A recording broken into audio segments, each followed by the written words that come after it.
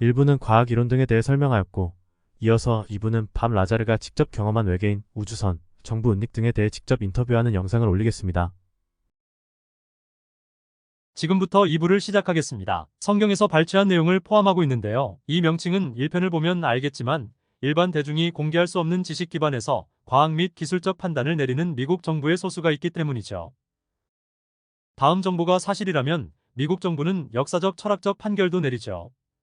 일반 대중이 이해할 수 없는 지식 기반에서 신학적 수준까지도요. 그 정보에서 발췌한 거예요. 에스포에서 하는 프로그램에 대해 세뇌를 당했어요. 탁자와 의자, 120여 개의 브리핑과 파란 폴더가 있는 작은 방으로 무작위로 끌려갔죠. 거기서 몇 시간씩 책을 읽어야 했어요. 보통 30분 정도. 그 브리핑은 광범위한 정보를 담고 있었어요. 대부분 외계인과 외계 기술에 관한 거였죠. 이 보고서는 외계 정보를 개괄한 것으로 보입니다. 어떤 분야의 과학자들에게든 전체 프로젝트의 범위를 설명할 수 있죠. 특정한 분야에서만 노력하는 게 아니에요. 갈릴레오 프로젝트는 정확했어요. 개요를 읽고 나서 정확한 증거를 목격했어요. 다른 프로젝트에 참여한 과학자들은 이런 개요가 활발히 진행된다는 증거를 봤을 수도 있죠. 하지만 전 그렇게 단정할 수 없어요. 이 보고서는 종이 위의 단어에 불과했어요. 혐의라고 말하지 않고 매 문장에 해당하는 내용을 읽어보도록 하죠. 이미 이 고지서를 썼으니까요. 지금까지 당신이 알아낸 이 기술은 제타 레티큘리 1과 이항성계에서 온 외계 존재가 가져온 거예요. 이 별들은 소대 자리에 위치해 있습니다. 남반구에서만 볼 수 있죠. 제타 레티큘리는 쌍성계로 지구에서 30광년 거리에 있는 두 개의 별이에요. 제타 레티큘리에서 떨어진 네 번째 행성인 레티큘럼사에서 왔죠.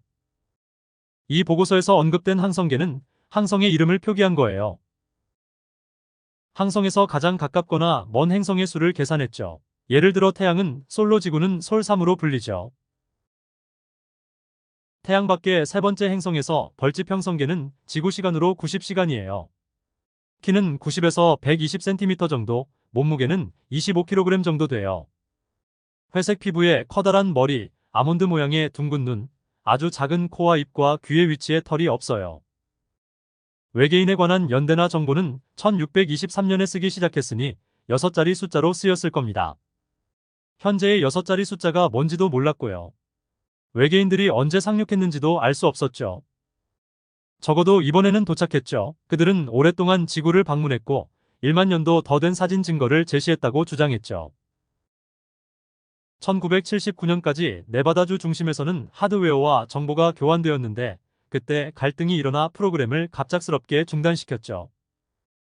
남은 존재들이요. 1623년 시대에 썼다면 그건 나도 몰라요. 남은 하드웨어와 정보로 미국 정부는 역 엔지니어링 프로그램을 시작했죠. 1987년 5월 일부 과학자들은 반물질 원자로를 네바다주의 지하 폭발 시설로 가져가서 실험을 진행했죠. 안타깝게도 그들은 실험 중에 원자로를 잘라야 했고 그 결과로 사망했죠. 이 폭발은 다른 사람들에게 미리 알리지 않은 저위력 지하 핵실험이라고 설명했어요. 이 중 한 명을 대체하기 위해 1988년 12월에 고용됐어요. 인간의 뇌에 영향을 미치는 능력에 대한 정보를 전달하는 거죠. 인체를 마취해서 원격 소스와의 물리적 접촉 없이 진행되죠. 마취가 이루어지려면 뇌가 편안한 상태여야 합니다. 최면 상태에서와 비슷하죠. 뇌가 자극제나 시끄러운 음악 같은 외부 자극에 노출됐을 때요. 신경계를 조작하는 건 비효율적이에요. 인간은 외부에서 조작된 진화의 산물이라는 거죠. 인류는 65배나 유전적으로 변형됐다고 해요. 사람을 컨테이너라고 부르는데 어떤 컨테이너였는지는 모르겠어요. 두 번째 섹션에서 언급된 정보를 입증하는 건 불가능했어요.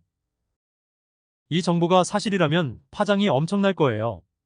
핵물리학자가 아니라도 그 정도는 알 수 있죠. 이걸 끝내기 전에 몇 가지 질문을 할게요. 첫 번째는 제가 어떻게 이 프로그램에 참여하게 됐는지예요. 1982년 로스앨러모스 국립연구소에서 일할 때 지역 신문 일면에 제가 만든 제트카 기사가 났어요. 텔러 박사는 우연히도 그날 로스앨러모스에서 연설 중이었죠. 제트카에 대해 잠깐 얘기를 나눴는데 나중에 연설을 들었어요.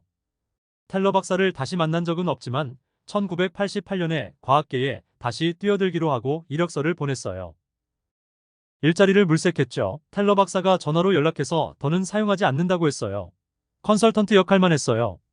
라스베이거스에 있는 연락책을 알려줬어요. 그래서 전화를 했고 프로그램에 들어갈 때까지 일이 진전됐어요. 텔러 박사님께 로스 아라우스에서 절 기억하시는지 여쭤볼 기회가 없었어요. 그게 원인이었는지 아닌지 모르겠네요. 자재 연료는 쉬워요.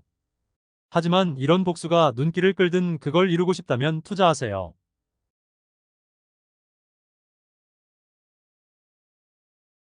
내가 할 말은 그것뿐이에요. 내가 가진 모든 것과 내 의지의 전조가 무엇이든 인내심이 더 필요한 것 같아요. 시각과 융합 외에 다른 핵반응이 있을까요? 그런 표정이라면 숨을 쉬세요. 탐구하라고 말하는 거죠. 내 말 잘 들어요. 이건 시간 낭비예요. 플루토늄이나 제 생각엔 흥미롭지 않아요. 카메라 앞에서 그런 질문을 하면 대답하지 않을 거예요. 입 다물고 가만히 앉아 있을게요. 제가 카메라 앞에서 밤 라자르를 아느냐고 물으면 모른다고 해주세요. 내가 자리를 맡을게요.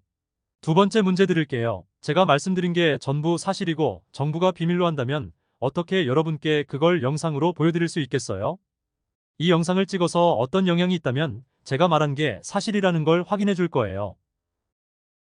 이 정보로 뭘 할지는 여러분에게 달렸어요. 하늘에서 원반을 봤다고 다 미친 건 아니니 잘 지켜봐 주세요.